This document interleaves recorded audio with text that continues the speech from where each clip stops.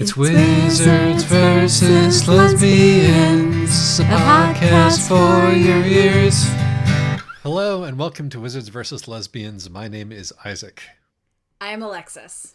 And today we are discussing Aunt Tigress by Emily Yuxuan Qin. Alexis, please do the plot for this one. Okay, so the spoiler-free plot. Tamara Lin, and yes, that's Tam Lin, is a half tiger, half human, Chinese Canadian or Taiwanese Canadian, who can see ghosts and the supernatural, and this has made her social life somewhat difficult. But she has an exciting new possible girlfriend, and things might be looking up, except that her evil witch Aunt Tigress, who is indeed a tigress, just as Tam's father was a tiger, has just died, and Tam has inherited her estate, which basically means she has inherited a whole lot of supernatural trouble because Aunt Tigress was not a good person. Yes, I think it's not a spoiler to say that Aunt Tigress was not a good person. It's pretty clear from the get-go, I think. And so Tam, her maybe girlfriend, Janet, and a First Nations boy who has no memory of his past, but goes by Jack for most of the book, who has traded his memories to a demon. And the three of them are going to have to try to figure out what on earth is up with Aunt Tigress and her legacy. Yeah, I think that does it. Thank you. I did my best. Are there wizards in this book? Oh, yeah. Yep. Magic There's all over the place. There's a wide variety of wizards. Wizards, gods, godlings, demons, so much. It's a very magical world. And lesbians? Oh, yeah. Yep. This is not only classic Wizards versus Lesbians, but it is classic narcissistic parents of monstrous children. Although in this case, it's narcissistic aunt of monstrous niece. Because one interesting thing about this book is that it really, really leans into the narcissistic parents of monstrous children genre, except that the worst parents are not real parents. Yes, they're aunts or step-parents. Or adopted parents or something or stepfathers or... I guess with one exception, which is Janet's dad. But never... Actually, Janet's parents both are somewhat difficult. Yes, this is true. Although this may be because they're rich. This book also has a great deal of to say about money. But yes, the wizards and the lesbians are in conflict. Everybody's fighting. Why should you read this book? There's a lot of stuff in it that's all very interesting, I think.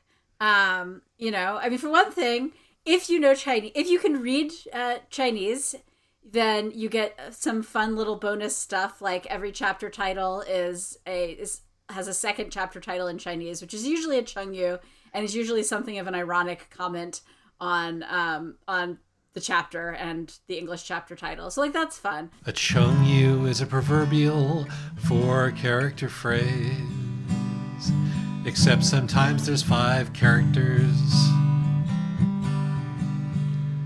They mostly derive from classical texts, and there's 30,000 of them or so.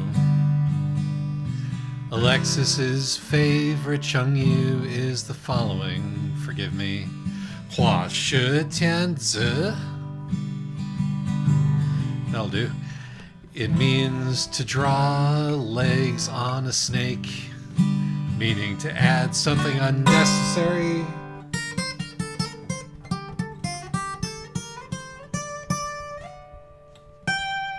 That ruins a thing. It's got a lot of interesting mythology stuff. It's got interestingly fucked up characters and character relationships.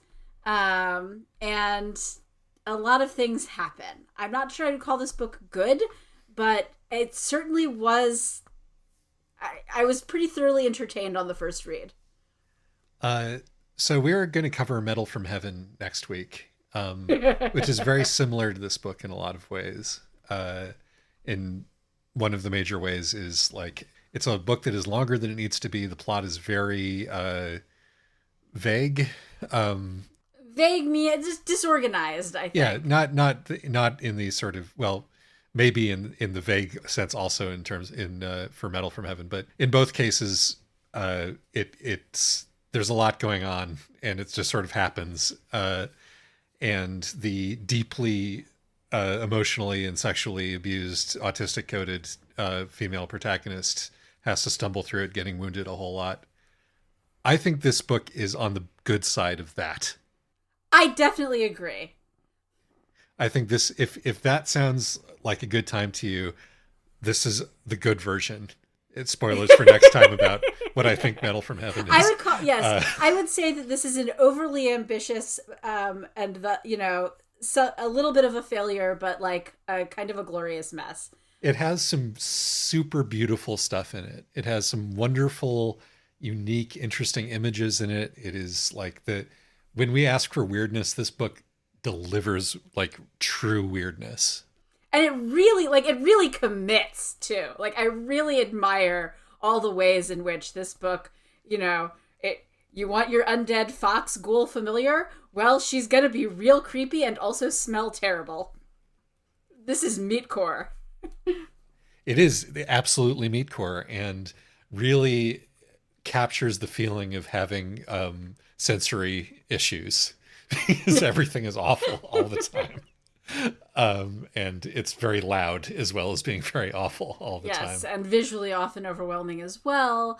And I like that, there's a lot of relationships in this book that are, some are genuinely positive and some are toxic, but like it's not like you can get much better. But there's just a lot of complexity. The good relationships between people who love each other are still allowed to be pretty dysfunctional, even as like both parties are trying their best genuinely. Yes. Why shouldn't you read this book? Well, for one thing, if you read the pitch, the That's blurb exactly pitch what I was about that to promises a sweet as Canadian maple syrup sapphic romance, you're going to be puzzled and probably somewhat upset. No, yeah, the marketing for this book is trying to make this cozy or sweet. It is neither of those. The central relationship is fucked up. I mean, delightfully, fascinatingly fucked up, but seriously fucked up. I don't know what the thought process. I assume to try to trick people into reading the book. It's But it's not what the synopsis and the sort of the blurb say it is by any not stretch at all. of the imagination. Which I mean, and I have the opposite, of course, reaction. This was recommended to us, and I was promised cannibalism, and then I looked at the blurb and blurbs and back cover copy, and went, "This sounds cozy." I don't know, and so I put off reading it for a while, and then I did read it, and I was like, I was lied to, but I'm glad. Because this is way more interesting than it it was sold as. So thank you to the listener who both pitched it and understood how to to convey that this was actually weird meatcore and not a sweet as Canadian maple syrup sapphic romance. We're just gonna keep saying that. Just that phrase has been stuck in my head. It is so hard to convey the degree to which that is just raw. Okay, I guess Canadian, and they're both women. It is Canadian. They are women. But yes, I suppose another reason to maybe avoid this one is that it is extremely invested in the importance of family, clan, culture, and heritage in the blood, speaking of meatcore. And if that's not your cup of tea, a lot of it might start rankling. Yeah, though I mean, that's very much not my cup of tea. I think that this one does do some interesting things with that, which I think helps. Like, it's smarter about it than a lot of books that do that. And so even though, it pushes some of my pet peeve buttons, I thought that it was at least, even though it's coming from a position I don't particularly like, I thought it was a smart take on it. So... Yeah, it's certainly interested in interrogating it. It's not taking it for granted or just accepting that it's true, or it's not being uncritical. Yeah. but everything in this book is based on it being like having magical, real significance, which for many people, I'm sure it does. Also, it's too long. It's too long. It's not very like it's very disorganized. On the first read, I found it super compelling. On the second read, it was a little bit less compelling, just because I was like, oh, that's right, we have to go through all this again to get to the next, plot point. So, it's just, there's room for improvement. It's a bit of a mess, Yes. but it's a charismatic, interesting, unique mess, which we've always said will take over a bland Absolutely. book any day of the week. Absolutely. Yep. Oh, the other reason not to read this book is let's get into the content warnings. Whew, I'm actually excited because it's no content warning is complete without, and we've never been able to do this before, scopophobia. One of the characters in this book has the literal, like, internet scary meme picture of all the holes in you. That's true. Going on. That is true. So the OG scopophobia trigger is in this book. It sure is. And of course, body horror. All manner of body horror in this book. There is all manner of mutilation, some quite bloody murders, there's both attempted sexual assault, and also the protagonist has in fact committed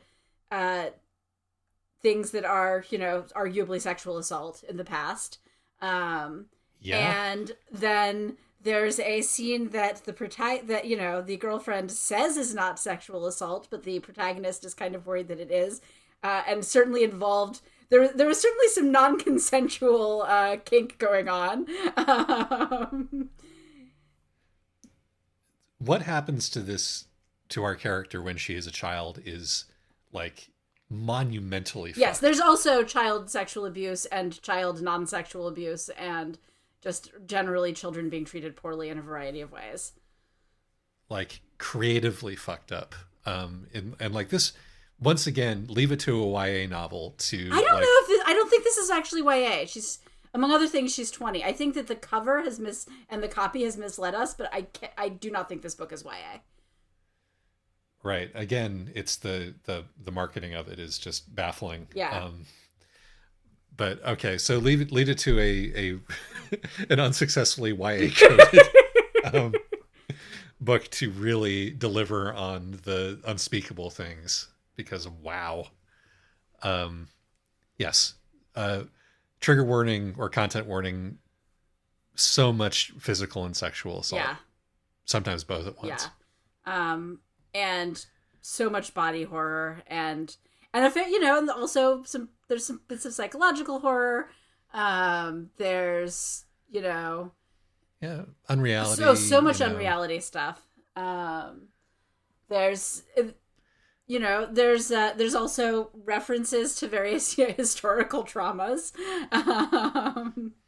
No, this is really literalizing the Jack's entire story is a very thinly veiled metaphor for Indian schools, kidnapping and re-educating of Native children, and that's and the erasure of Native culture, and that's very present throughout the whole book. That's one of the main themes. There's a lot. Just take a wide variety of content warnings as read. Also, shall we to the spoiler zone? To the spoiler zone, let us go. In all those content warnings, I think we forgot to mention cannibalism, which is what we were excited about to begin with for some reason. So, it's priest. Try a little priest. Is it really good? No, it's too good, at least. And they don't commit sins of the flesh, so it's pretty fresh. I'll write my own cannibalism jingle at some point, I promise. Spoiler zone. Oh, I should have added content warning, people being mean to vegans. and vegans being mean to meat eaters. People being mean about each other's dietary restrictions. Which is actually like a fun thing, because it's that it's also very bound up in the race of it all, which is another huge theme of this book. my, here I'm bringing my culture, and my culture involves eating a lot of pork. And that's running into the sensibilities of the country that I'm coming to, and also like these to weird Christian the vegans. politics of the people I'm coming to, and all of this stuff.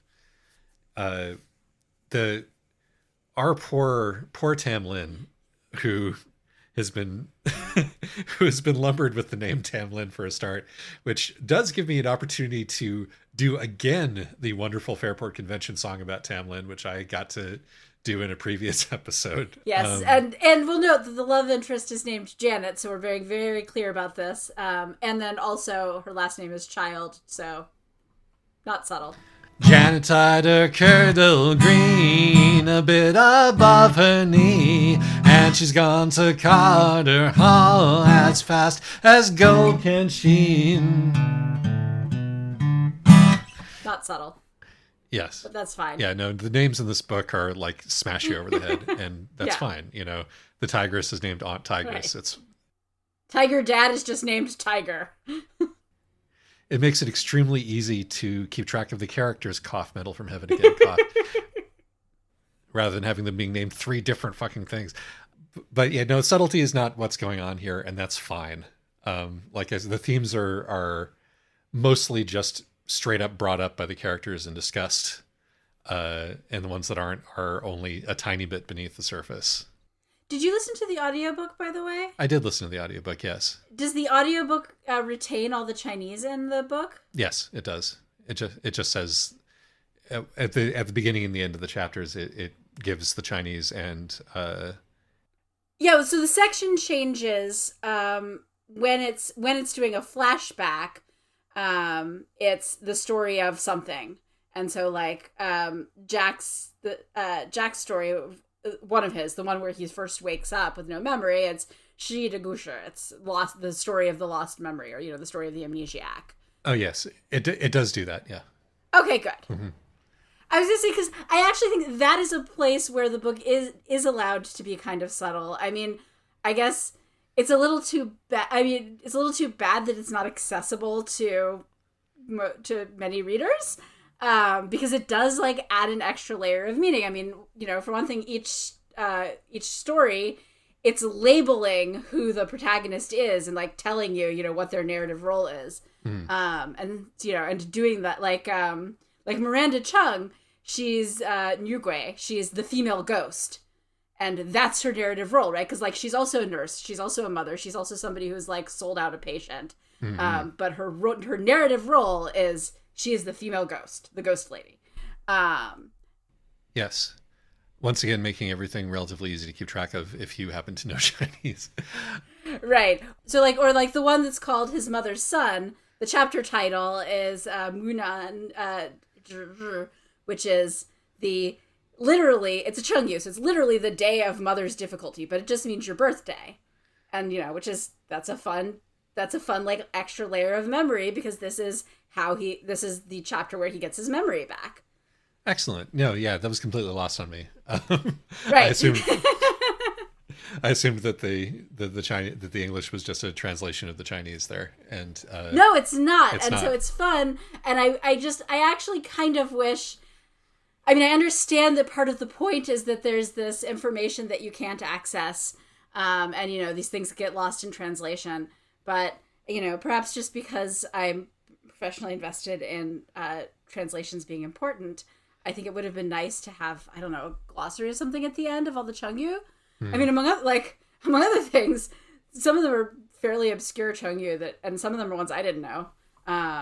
So it is interesting. It's like I'm going to keep bringing up Metal from Heaven, I'm afraid, but we are going to talk about Metal from Heaven next week. We are going to talk about it. Again, this is where I'm looking at common themes between these two books and also other books like it, of which I would actually count Divine Endurance as another book that is like these two books, albeit very differently executed.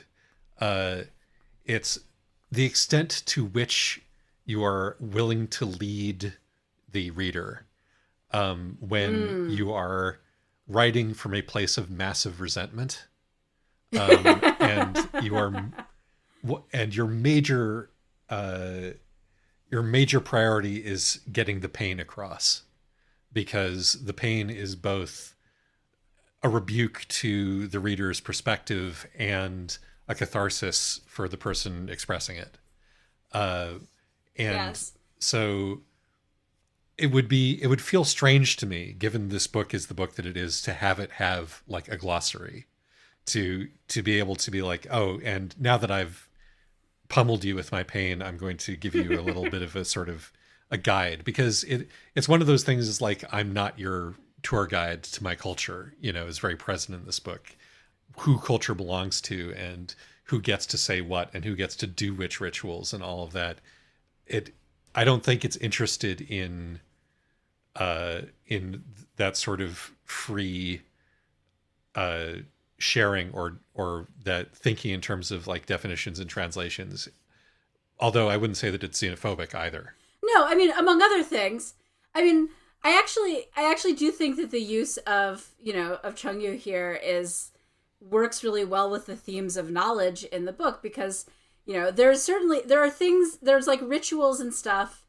There are rituals in the book that are closed, that are from closed practices, and you should not do them. Right. And then there's a lot of things, and a lot of supernatural stuff in the book is actually open, but you have to put in the learning. So, Yes. like, for example, Tam isn't actually born with the ability to see supernatural stuff. She is granted this by her aunt, and her dad specifically says, yeah, this isn't a genetic thing. Anybody could do this. It just, once it happens, once you've been exposed to the supernatural, then you can see. And similarly, there's other kinds of things there. There's the things that, like, her brother, her stepbrother Paul, who's white and a vegan, is able to access from her tradition, and there's things that he's not. And Chinese is one of the things he is able to access. She's very proud of him that he graduated third in his weekend Chinese school, and there's also the things that can be granted via deals with the demon or whatever. Sure. And so similarly, I mean, Chungyu, anybody can learn Chungyu. You just have to put in the work. Yes, but it has to be hard. There has to be a certain price to it. And we see what happens when a person thinks that they have an undifferentiated right to another culture, Right. through conquest or through strength, because that's who Aunt Tigress is. Right. And I mean, I get it. I've had a Christian tell me straight-faced all about her family Seder tradition, and just sort of had to quietly sit there twitching. I do actually really empathize with some of this frustration and anger. Yes. Which is one of the reasons I think that I like this book, is that it too, I mean, I'm coming from a semi-closed practice. It's one that you can convert into. And where some of the things are open to guests and some of the things are not. And so I actually liked that this book contains a wide variety of that. That, you have you're completely open, the books that are in English that Paul is allowed to read even before he knows Chinese, and you have your sort of semi-closed stuff, whether it's by language or it's by, you actually do need to have a friend from this culture who's inviting you in. And then there's the stuff that's completely closed off, like, you probably shouldn't still have a dream catcher. I agree. Like, the book has a very nuanced take on that subject, which is good, because it's like the main theme and the Right. the heart of the conflict between Aunt Tigress and Tam and the world. But there are things that are immutable, and one of them is being a tiger, because that is Yes. blood. It is something that Aunt Tigress, and here's the big spoiler, isn't. Yes. Well, she's actually, though, again, this is more complicated, because Aunt Tigress is half tiger, half human, as is Tam. But Right. Tam is the one who can actually transform into a tiger. Yes, the tiger blood told in her father and in Tam, but not in Aunt Tigress. Right. I mean, and some of this is just like, which again, that's slightly different from sort of linking blood and culture immutably. It's sometimes sometimes you inherit the thing and sometimes you don't. And when you don't, you can either stew in resentment about it, or you can move on and find other things to do with your life. Well, I thought that's not actually the primary reading that I got from it anyway. The primary reading that I got from Tigress is disability, and like, Mm. possibly genetically inherited disability. Yes. Because I mean, the tigerness definitely does also kind of work as a stand-in for autism. So, yeah, I mean, I it's mean, this is us. We always are going to read autism into things, but still, big one in this like, case. Like the very there's it walks up and rings the monstrous child of narcissistic parent bell when she says she wonders if Aunt Tigress made her a monster, and if that's why she's afraid of everybody, because humans kill monsters, or whether she was a monster to begin with.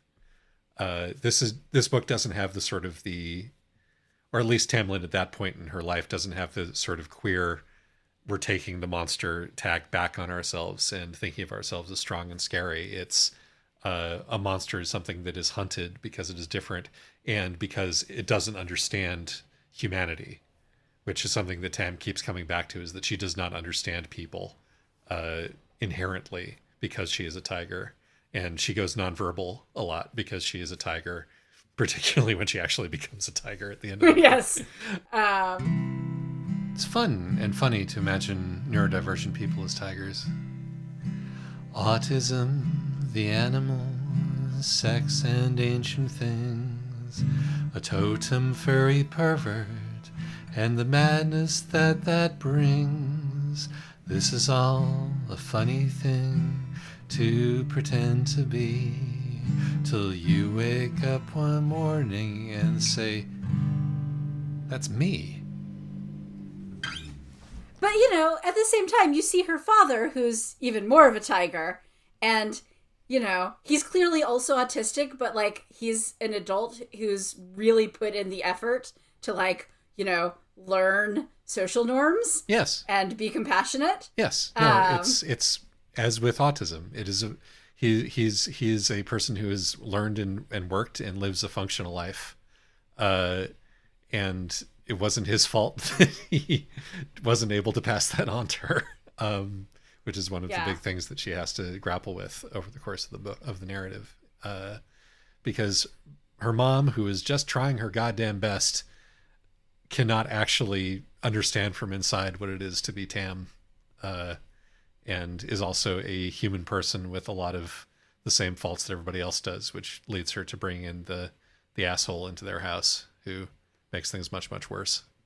Yes. And even after, and her mom eventually does get rid of the asshole and even keeps the asshole's son. Yes. Which is... Retains the son just because it's a much better idea. Like, yeah, which is just, it's just great. Like, she has this stepbrother, who, the stepfather is no longer around, but the stepbrother who's straight, but a little bit of a sissy, was just like, can I stay with you guys actually? And her mom was like, yes. And her mom even retains the veganism, which I think is a really interesting narrative choice. Like, Tam's mom is a great character, and just, radiates the I'm trying my best under impossible circumstances forever, and there's no foreseeable end to the impossible circumstances, and in fact the impossible circumstances keep getting worse in ways that I could not have foretold, and it's making me a little short with you. It's making me a little angry. It's making it means that I'm not making perfect decisions all the time. But she's just such a great depiction of somebody who is genuinely trying her best and occasionally is a crappy parent despite it. Yes, as all parents are, right. And particularly when you're dealing with children and a life like this, and so, which is one of the things that made me a little bit sad about how it is generally usually the blood parents who have the sort of the holiness about them, and it is the adopted or the not real parents that are the abusers. But we do have Mrs. Child. Well, the thing about, Janet, one of actually my favorite scenes in the entire book is like when Janet has to do the whole like reeling her mom in on the string attached to her heart part. Uh-huh. And so Janet and Tam have to do this whole like essentially theatrical dialogue together, this sort of this theater piece about what good moms are, and like when Janet has to hold on to her love for her mother, she has to like reify and redefine her mom as a good mom as she's reeling her in, even though it hurts to do so. Right. Even though her mother is actually pretty awful, as we see even at the end of the book. And then when she succeeds, there's like this fiery explosion, and her mom just pops out of a hole in space and misses the futon that they had laid out for her and just smashes onto the floor, like out of her hospital room. And it's like, ah, yes, this didn't quite work. Right. I mean, among other, like, and it's great because you have Tam and Janet both sort of talking about what is a good mother, and like Tam's stuff is all very genuine, drawn from her life, being like, well, here's all the suffering I've put you through, and yet like you're still really trying to act in my best interest. And a lot of Janet's stuff is really about like this sort of facade that she and her mother have constructed between them. Tam and Janet. So here's how the book opens. Tam and Janet evening. You may see a stranger, a rapey dripping stranger across a crowded room. And somehow you'll know even then that somewhere you'll see him again and again. Janet is an interesting character. Janet is the cool mean girl, in addition to being the slumming it rich girl. Janet doesn't talk like any other character, because most of the dialogue is actually relatively grounded and realistic, particularly given the circumstances. But Janet is like always ready with the quip. Yes. We learned, because it is a performance, that's why that she right. acts like that, is that she is continuously performing bad girl, in order to sort of psychically counterbalance playing the good girl that she has to do at home, which makes everything that she does extremely theatrical. Yeah. And, the fact that Janet finds this sexy, but is also the top, again, just a kaleidoscope of human feelings. The Tam finds this sexy, but is also the top. Yes, that's what I meant. Yeah. Okay, we've got to talk about their sex scene. Oh, it's just so here's another thing that I think about Metal from Heaven, and that I'm going to say is true of both books. I think that there are a lot of wounds in this book, right? Right. People get hurt a lot, physically, like badly injured. There's a lot of cuts and a lot of bleeding and a lot of stabbing, and the physical consequences of which are, they're acknowledged, but not to a realistic extent. Yeah, they're definitely downplayed. I mean, there is a little bit of a like, whoosha, everybody can get sliced up, and somehow, nobody ever dies. Yes, and it's like the thought that I ended up coming up with, and part of the reason that I came up with this thought is that in both books, this also happens during sex, and particularly in this book, like people who like each other and are just trying to help each other injure each other badly all the fucking time. Yes, emotionally, physically, but like morally. physically, like, yes, is that these the bleeding and the stabbing and the knives are, and getting cut down to the bone and then like just going on with your life. It fulfills the same function as like comically outsized genitals do in pornography. It's meant to be a symbol language of the intensity of the feeling of the interaction. Yes, which is being literalized within this narrative. Yes.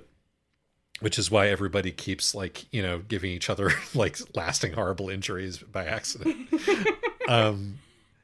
And, to me, I'm a nervous, anxious person who does not find the sort of sexual catharsis in serious injury that is on display here. It is extremely stressful to read these books. But at the same time, I can understand on an intellectual level where the catharsis comes from. You Right, know, but okay. So the sex scene between Janet and Tam is meant to be horrifying. Like we're getting it from yes, Tam's point of view, and Tam is horrified at herself.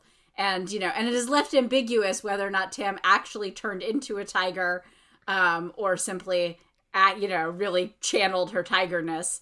But when she comes to on the hotel bed, Janet is in the bathroom, dressing a bunch of wounds and making quips about how about bestiality turns out isn't the kink for her. right. But also, I mean, the thing is that, like, again, this one is meant to be horrifying, and I think I think the cuts, I mean, because they're the kind of cuts that I guess that could be left. It's like, that could be left by just over enthusiastic nails, because we know that she has like literal claws. Right. These could just be cat scratches and bites. But also, like, and even though Jen's very quippy about it, it doesn't have quite the same like high drama that some of the other injuries in this book have. Like, it is fairly realistic. And I think it's sort of, I think, and there's fallout from it throughout emotionally throughout the rest of the book. There's definitely this, we had sex, it was kind of awful. The one who's worried, there's one who's worried that she committed sexual assault, and there's the other one who's insisting, no, this was consensual, it just wasn't pleasant. Right. And then they spend the rest of the time trying to be like, is this actually going to be possible for us to have a relationship given my approach to sex and your experience of the one time we had sex? And part of that is also rooted in the fact that Tam has, has seduced these girls and then murdered them on her aunt's direction, and done things that are, if not literal sexual assault, or certainly metaphorical sexual assault.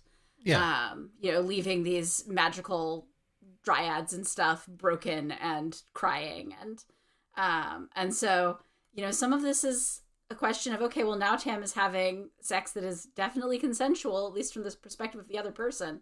But I think she's not really capable of hearing someone's yes because of these, experiences that she was made to do as a young teenager. This whole story beat felt extremely true to me. One of the things that one has to deal with if one is a CSA survivor is how to be a sexual being as an adult in the world afterwards, particularly if it's left you with,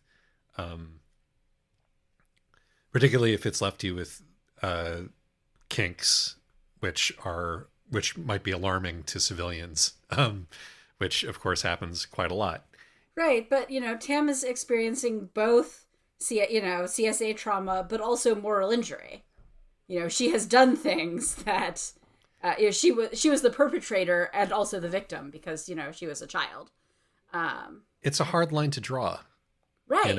I think that there's a sense of that moral injury inherent in being a victim of childhood sexual abuse, regardless, even if it's not, even if the circumstances are not as fucked up as they are in this book. I think that, yes, absolutely, but I do think that there is a difference between perpetrator trauma and victim trauma, and Tam has both. And I think that it is meaningful that she has both, because I think that it is part of why her tiger identity is so difficult for her.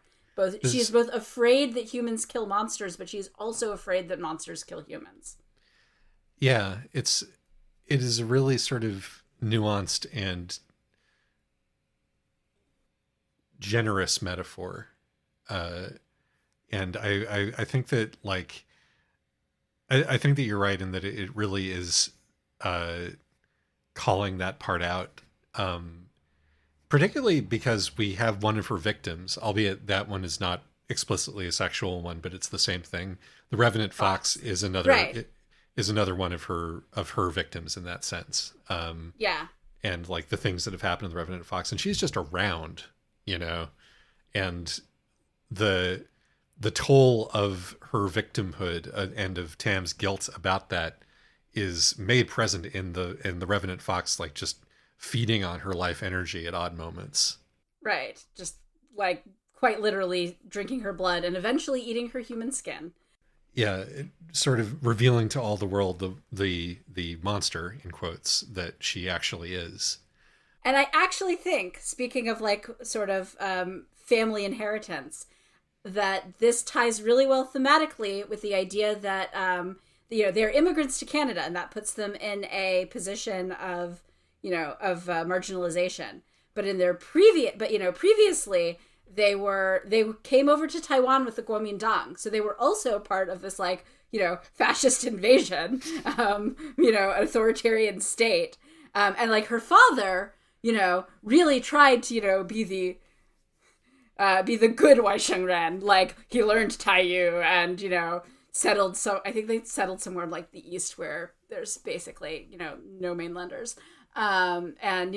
Meanwhile, his sister, who's the bad cultural appropriator, refuses to learn Taiyu and goes around murdering people.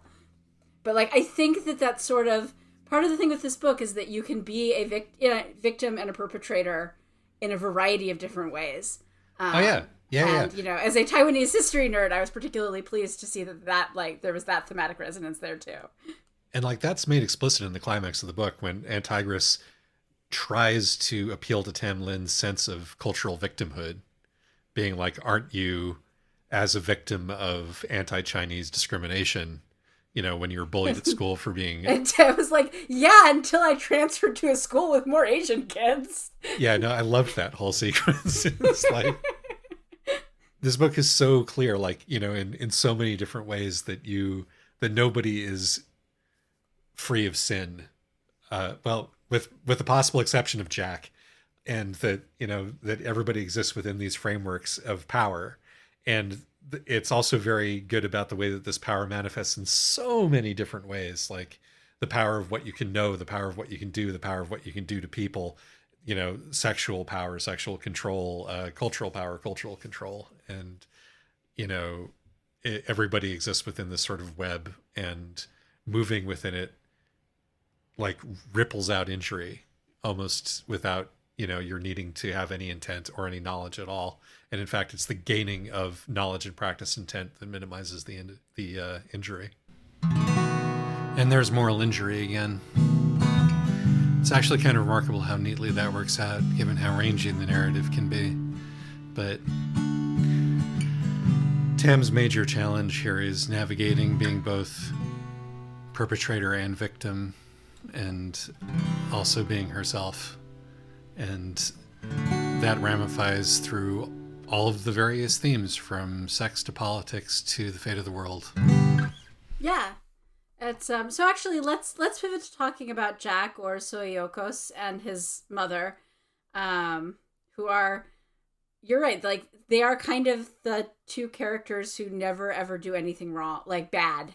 They make mistakes, but the native, the indigenous First Nations right, people. Yes. And I do feel like that's actually in some ways a bit of a weakness of the book, is that they're not allowed to be as fully human as everyone else in this book.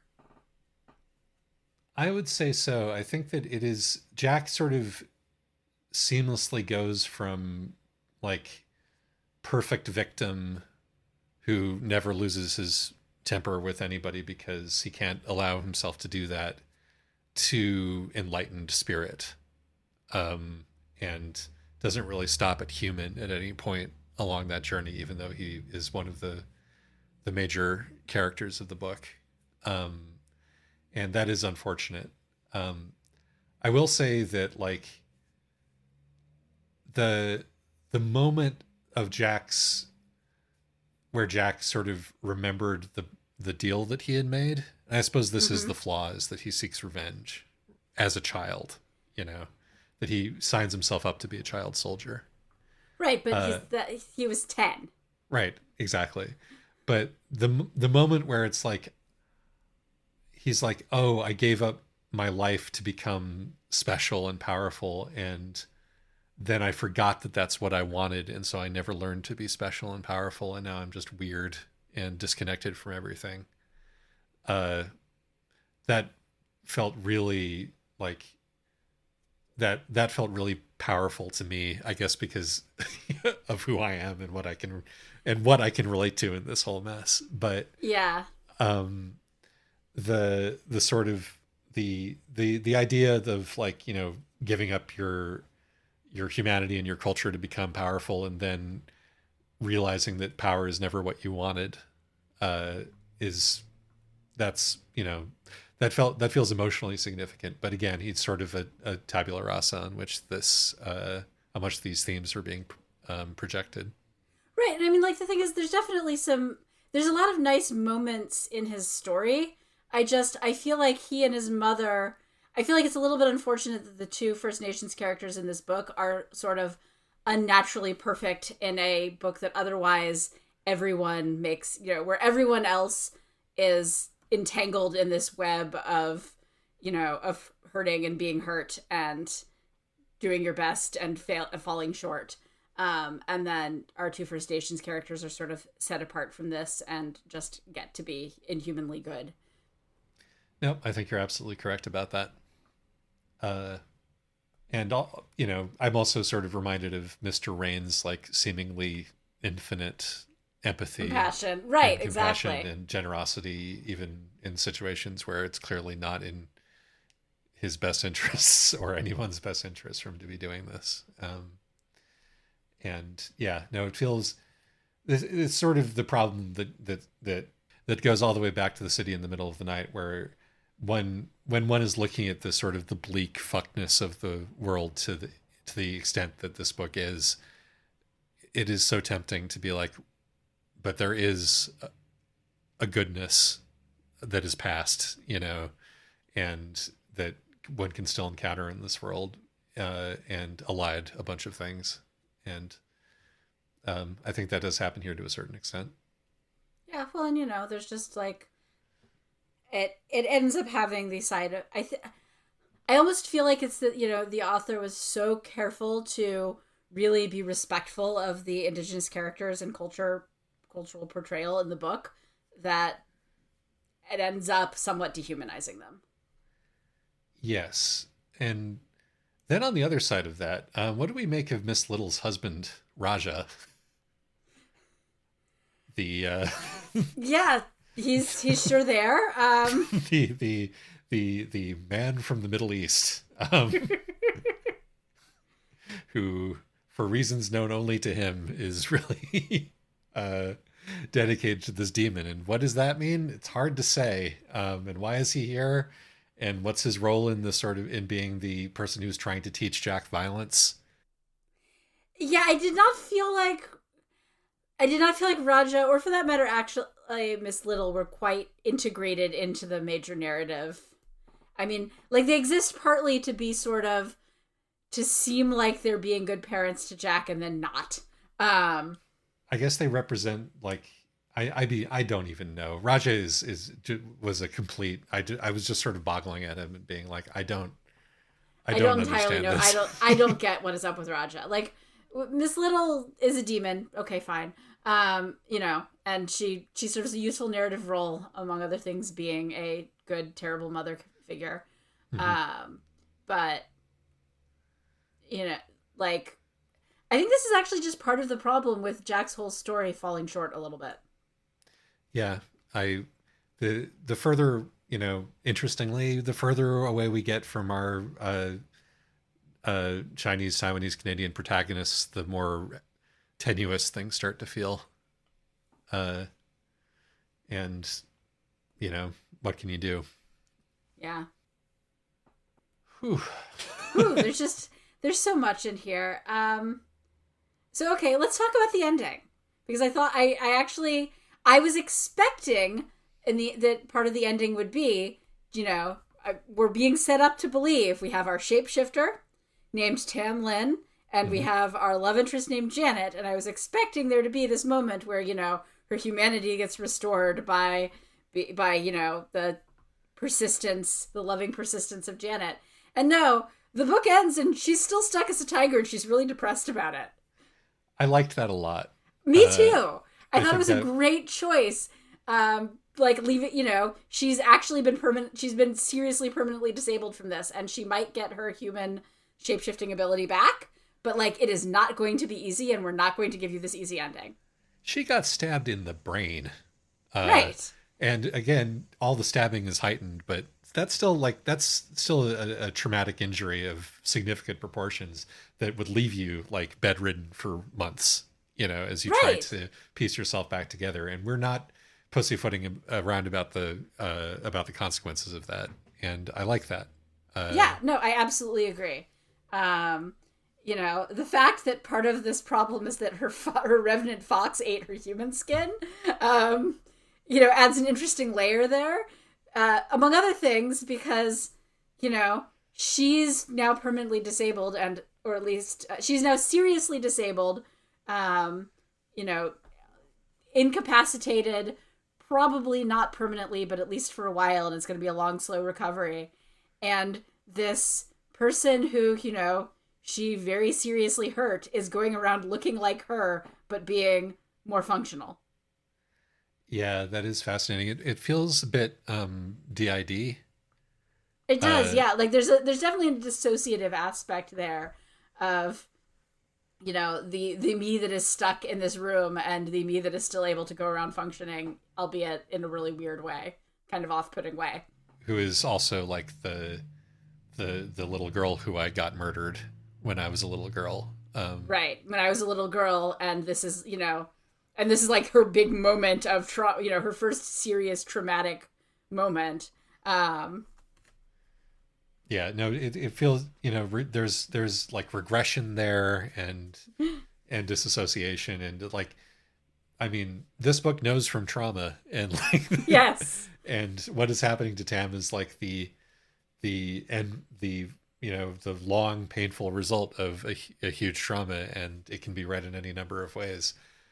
But also it's undeniable that Janet did save her, because there are a lot of things that could be worse, and most of them involve Tam being dead, and some of them don't involve Tam being dead.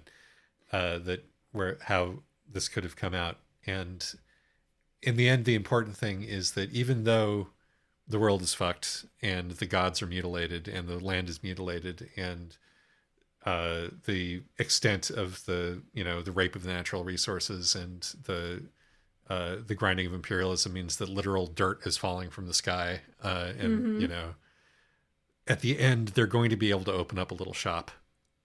Yes. Which is the dream of every person of this generation. Right. Their own little like 3-person, consulting business and shop. And then, part of that, and part of the thing that makes that work is that we get to see Janet both, to Tam's face and also behind her back is totally at peace with her monstrousness. She basically tells her mom, stop trying to hook me up with people. I'm a monster fucker. This is my monster girlfriend. My monster girlfriend will eat anybody you try to set me up with. Yes. Perhaps Tam needed to hear that. the bestiality quip aside, we're going to keep going with this. Right. And yeah, but they're going to, they have their little found family, and they're going to get to recreate in their own way, like what is sort of the lost heaven of the book, which Tam again destroyed via Tigress's machinations, which is the little cafe that Mr. Rain ran. That all the weirdos can just go and eat at. Yeah, which is again the real thing that everybody in this generation mourns is the little cafe. Right. And the real thing that everybody in this generation longs for is getting to run your own little shop. Mm-hmm. It's almost I guess that's where you get your coziness is at the very end. After all of this, we might get our little shop. We get our coffee shop AU eventually. I mean, maybe the maybe is very important here. Yeah. Is there anything that anybody wants more than their own coffee shop AU? So I will say, going back to Janet, so I thought that the the time when they go up into the sky and like into the other world lasted too long. It was a little incoherent, but I thought it had some nice moments, again, sort of pushing back at this idea that some people are just born inherently special. Where, you know, Janet is in fact offered the chance to be, you know, to get the inherent special, to get the second sight, and is like, no thanks. I'm pretty sure I can contribute to this team on my own merits, and she does. Yes, and it's like if you there's a whole reading in this book where the second sight and everything that comes with it is just mental illness, of the kind that allows you to you know, make connections that aren't available to others, but that's still extremely present. Yeah, I mean, to some degree, the second sight is just PTSD.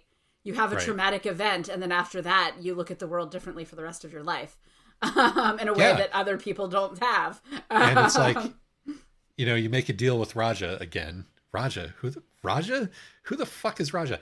But yeah, you make a deal with Raja to get the second sight. You end up owing him. You know, no, it was actually with Delilah. Delilah's the one who offers the deal. Raja's just like, well, I've got some Phenergan for your space sickness. That's true. But yeah, you make the deal. You make the deal with Delilah, who, as a demon, loves deals. I should have remembered that. And get your trauma, as Jack did, because a bunch of his trauma is like that. I can't remember, you know, X years of my life, childhood trauma thing. And in return for your trauma, you get this opportunity to see the world as it is. And maybe we need a couple of people in the polycule who can't see the world as it is and therefore can get shit done and leave the house. Right. So. And I mean, the thing is, like, it's not like Janet doesn't have her own traumatic experiences in her background, but some of this is that she has dealt with it by constructing a very different kind of persona. And she actually, it is very performative, but she makes it work for her. Yes, absolutely. Janet feels like such an idealized character in some ways, but not in a sort of Mary Sue sort of a way. Is sort of an idealized character. I mean, the fact that you find out that you know, she has set up her romance with Tam partly to blackmail Tam into undoing the bad things that Tam did to her mother. That was, I think, the moment where, for me, their relationship got really interesting. Partly because it was like, oh, this is never going to be as sweet as Canadian maple syrup romantic romance. But also because it was like, okay, actually, there's a bunch of stuff going on with Janet that is not, she's like the quippy, perfect, hot, lesbian, counterculture girlfriend who's, you know, not scared of anything.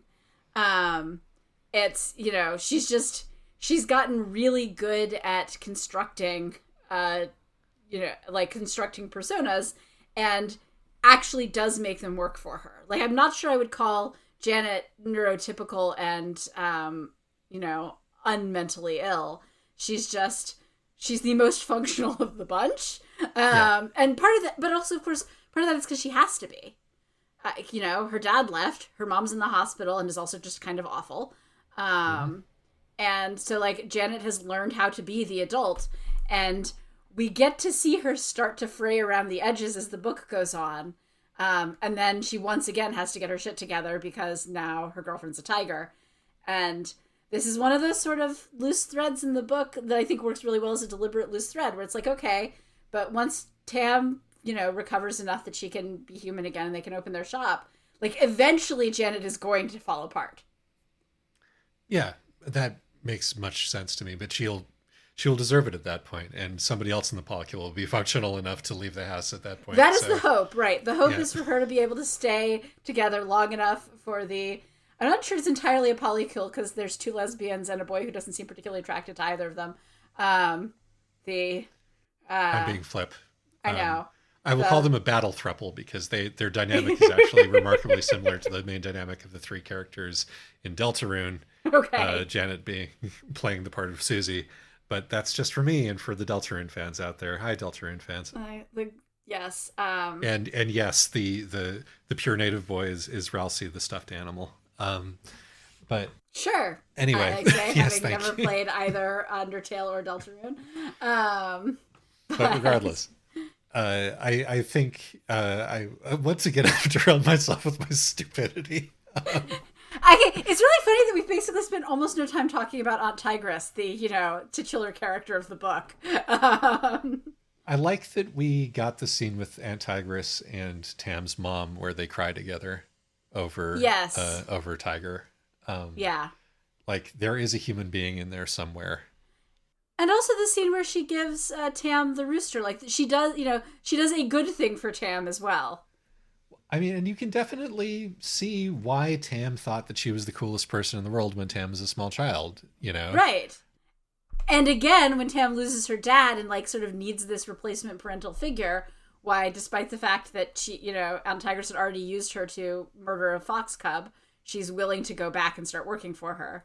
And then she's, seducing and murdering nymphs and lying and lying to Lying people, to her mom and lying to her mom, but also she finds somebody with a serious illness and that she knows the cure for, and lies to her so that she can stay ill. Yes. Which is, as we later find out, Janet's mom. The scene where she is taking the character for Fresh and talking about how it's two different symbols for Jesus pushed together is pretty funny. It is really funny, yeah.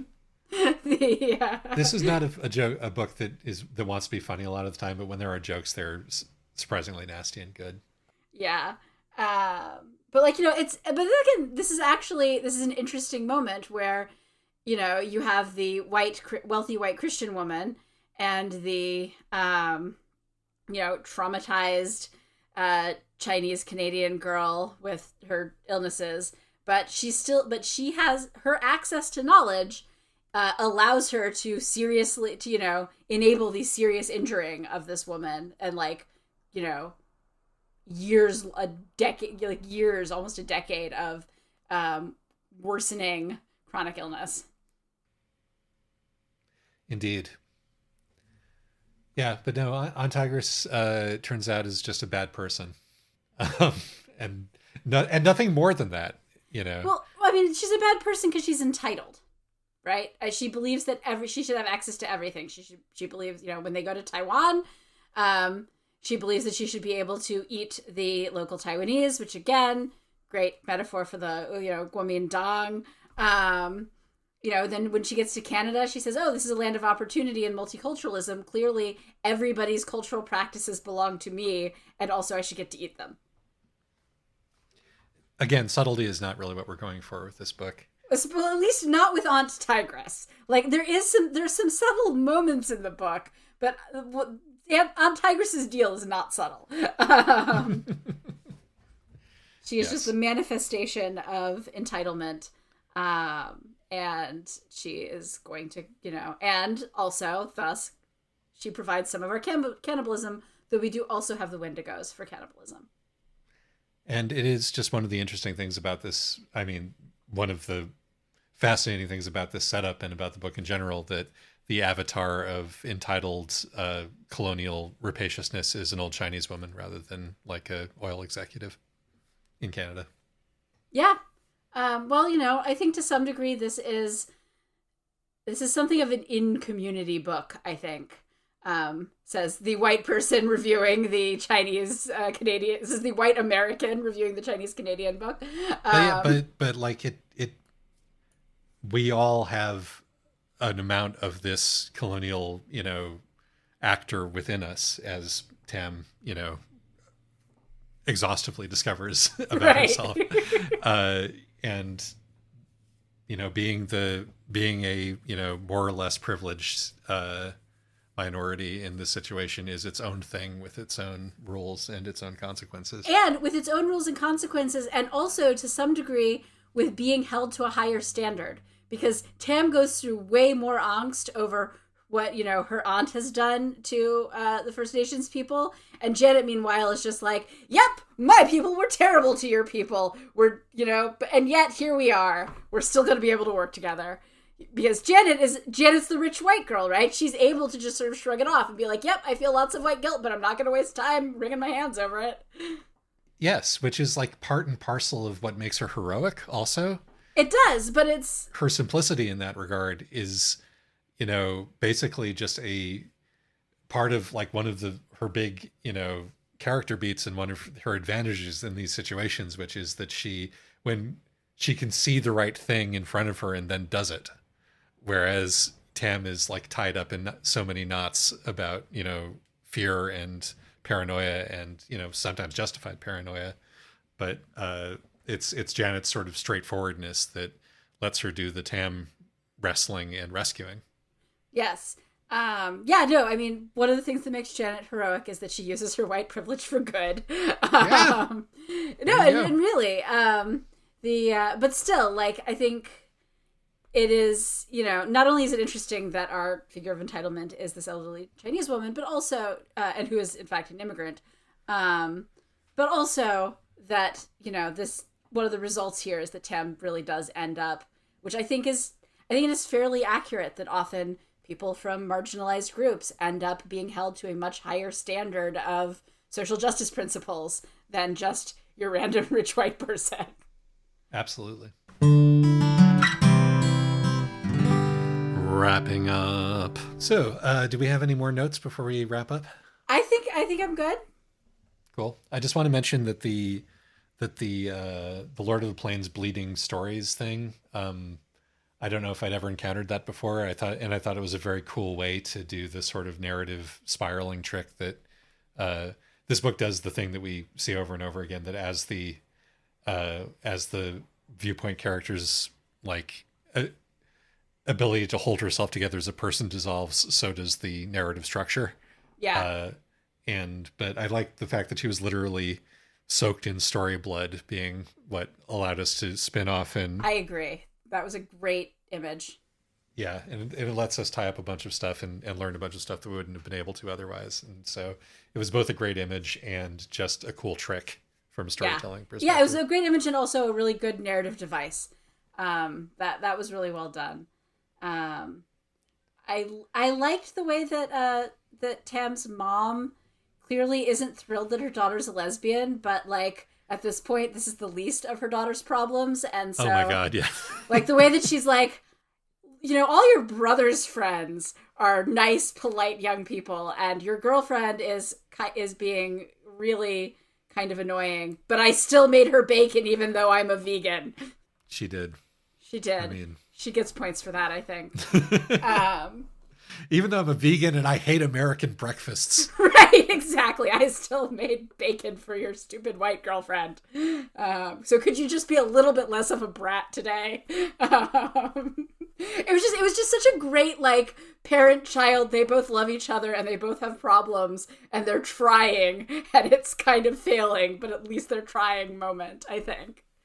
Absolutely. And, having been the... Never mind, I'm not going to finish that sentence. But some of you out there will have been the white boyfriend or girlfriend at one point in time, and you will know how it goes. Anyway.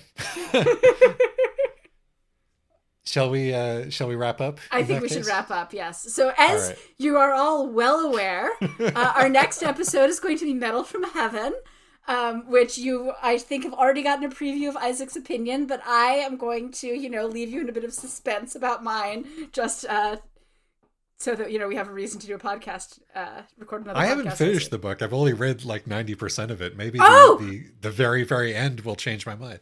I don't know if it'll change your mind, but it's certainly interesting. It definitely changed my mind at least a little bit about the book, so. Yes. All right. Stay tuned. That's a cliffhanger, actually, for once, on Wizards versus Lesbians. Thank you, everyone. Bye. Bye-bye.